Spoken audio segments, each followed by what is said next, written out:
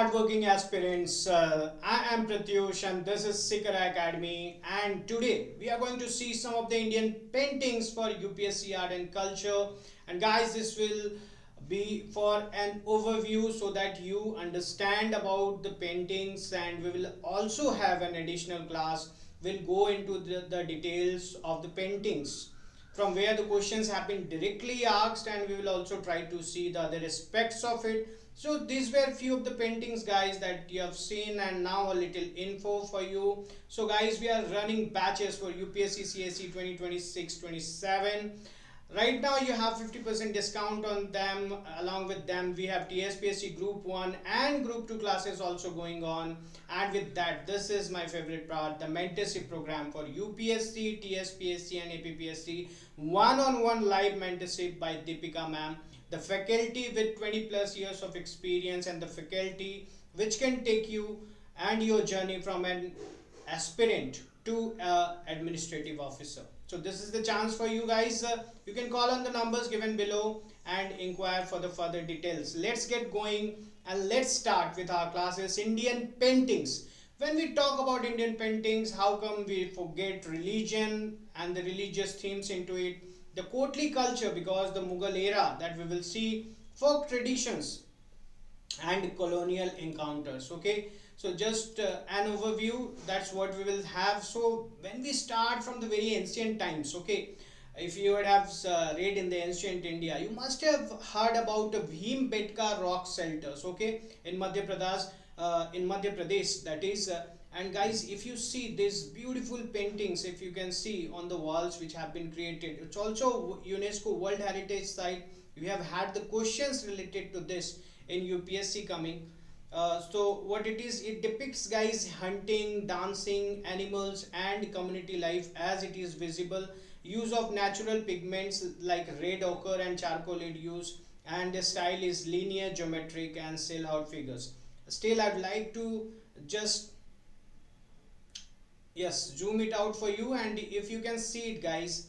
Okay, so this is an important point. If you can view it correctly, you will see you have people uh, on animals. You can also see people dancing and enjoying their way out. So this is something which you can see from these paintings, and paintings were always a way of an artist to show the world from the artist's eyes.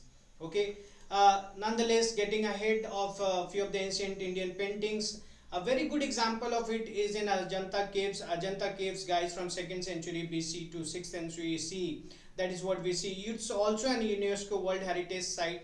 And the Buddhist rock cut cave paintings that you can see here, the theme obviously is Jataka tales and Buddha's life. Jataka tales were in the form of animals are talking, and then there are small stories which teach you something. And use of fresco technique is done on the walls, on the plasters. These paintings are done, and the emphasis is on natural colors and emotion, gesture and movement. This is recorded. You can see the painting given here. Normally there are some notable paintings and the questions have been asked, so please remember Padmapani, Vajrapani, Manjusri, Dying Princess and Apsara. These five especially are from Ajanta caves. Okay, then next we see, guys, the Bag caves in Madhya Pradesh. Bag cave in Madhya Pradesh is very much similar to Ajanta, but with more geometric and decorative patterns, and you'll see more dark colors there. Okay, so that will be the point of that. And then we see Ellora caves. Ellora caves, which is in Maharashtra. This includes Hindu, Buddhist and Jain themes. It gets asked. Okay, so you must remember this. And limited painting remnants, but notable for their expression. We'll try in shorts also, guys, to give you specifically, if you are only talking about the Ellora caves and the paintings there, the Ajanta caves and the paintings there, so that you get a brief but comprehensive grasp on the paintings.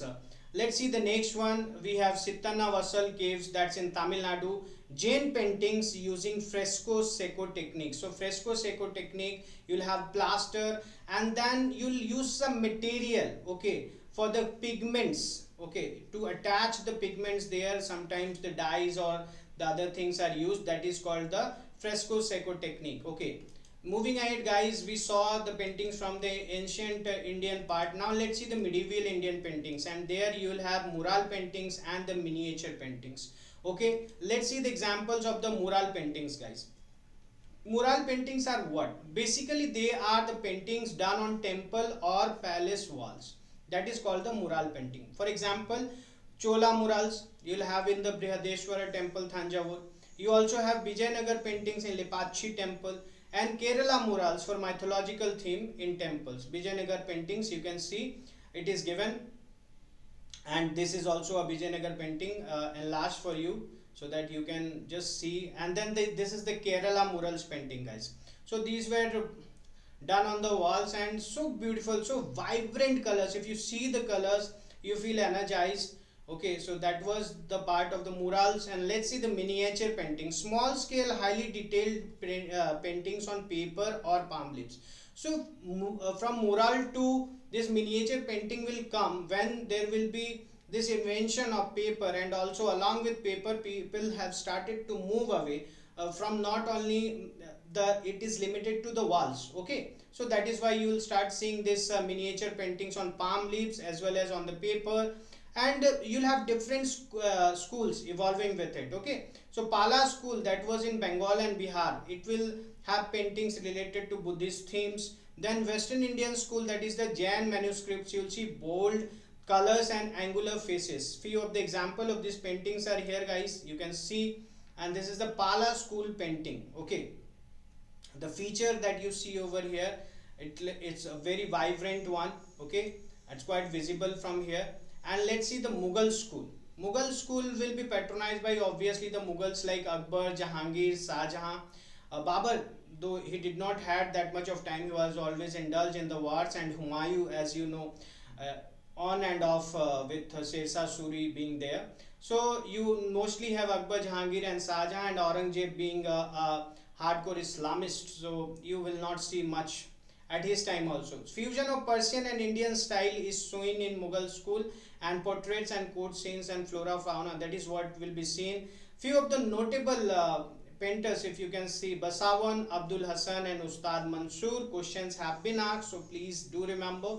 And Deccan school, Nizam and Golconda courts, rich colors, Persian influence, decorative elements, that is what you see in the Deccan school.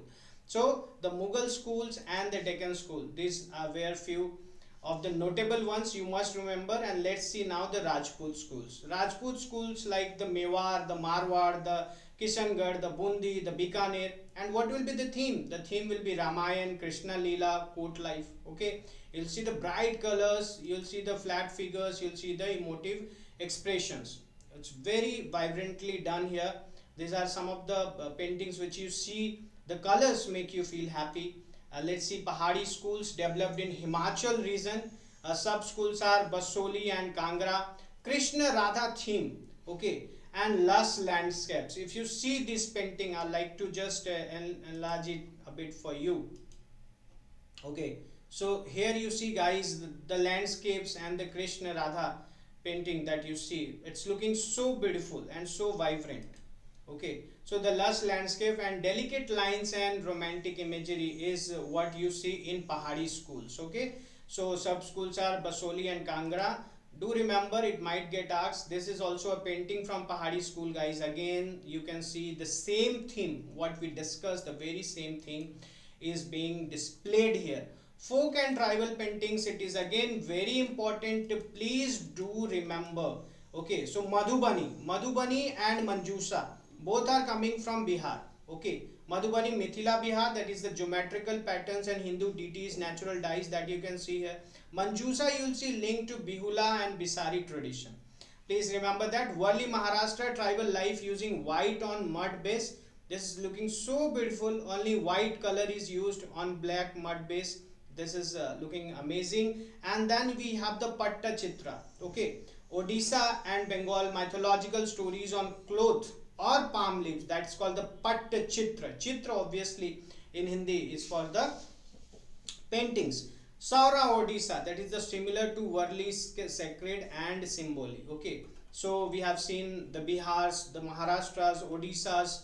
Okay, let's see few of more paintings. Kalamkari, that's from Andhra Pradesh and Telangana. Paint drawn and dyed paintings on cloth. You can see it's looking very beautiful. Fad, that's in Rajasthan. Long scrolls depicting epics, Dev Narayan and Pabuji. And then you will see Gond, that's in Madhya Pradesh, guys. Dots and lines, tribal gods and animals are displayed here. So these are so very beautiful. From different parts of India, you see the different painting schools, and that was very evident there. From moving then to the colonial era, guys, that will see the changes in the modern Indian painting. You'll see the company painting, European patrons, Indian artistic realistic styles that you can see here. And then you'll see Raja Ravi Verma. It's very famous, got a lot of name for his artistic abilities, combined European realism with Indian themes, and some of the very famous paintings have been done by Raja Ravi Verma. Then we'll see the nationalist revival phase, where you'll see Bengal School of Art led by Abanindranath Tagore. Then you'll see rejected Western realism, promoted Indian spiritualism, and along with him we will also see Nandalal Bose, who influenced by the Ajanta national themes, and he did all his project on the basis of that. So guys, Abanindranath Tagore and Nandalal Bose are the persons whom you should remember when you are seeing the revival phase. And the post-independent phase, that's the abstract and experimental styles, fusion of modern and traditional, both the motifs will be there.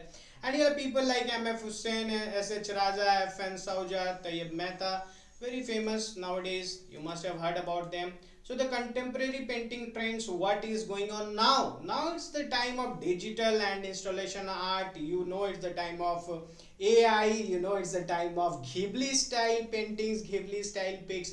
People are sending it to the artificial intelligence, and the artificial intelligence is giving them digital paintings. So this is what is going on right now.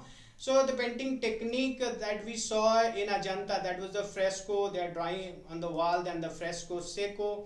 You have a plaster over there, then you see the tempera, this is the miniatures, and then you use the natural dyes and is vegetable colors in folk styles. So this is what we have seen, guys. And let's get ahead and see few of the questions. Again, I'll repeat, we will have another paintings class where we will try to get few of the notable paintings and from where they are and what they display, that we will try to see there. Let's see this question asked in UPSC Prelims 2013. The painting of Bodhisattva Padmapani is one of the most famous and oft illustrated paintings at where? Ajanta, Badami, Bagh or Ellora. The correct answer here is Ajanta, guys. You can pause the video and see the explanation. Next question, UPSC Prelims 2012, it was asked, the rock cut architecture represents one of the most important sources of our knowledge of early Indian art and history. That should be true. The caves at Badami are the oldest surviving rock cut caves in India. Okay, whenever there is something like this, there is always a dilemma in the mind. So oldest surviving, sometimes that can be incorrect, and so that was incorrect. So what was the right answer? Right answer was A1 only. Now, which one of the following pairs are correctly matched? Pattachitra we saw, was it from Odisha or not? Kalamkari we saw, was it from Andhra Pradesh or not? Fad, was it from Gujarat or not? I think Fad has some doubts. 1 and 2 can be there, or what? What is your answer? The right answer is 1 and 2. Please pause the video, guys, and then try to see the solution in detail. Which of the following characteristics are associated with Rajput miniature paintings? Use of bold lines and flat colors. Okay. Themes for Ramayana and Krishna Leela. Okay. Persian influence with emphasis on realism. Okay. Nature and landscape as backgrounds. Okay. So which of these were there as the characteristic of Rajput miniature paintings, guys? 1, 2 and 4. Statement 3. Persian realism will why be there? Why will it be there in the Rajputs? So other 1, 2 and 4 are the correct answer over here. Okay, and let's see, I guess this is the last question. Consider the following statement about the Ajanta cave paintings. They depict theme from both Hinayana and Mahayana Buddhism. Why? This is the reason why I am saying you that I'll have another class also of the painting where we need to solve all these things. So do they depict both Hinayana and Mahayana, these Ajanta cave paintings?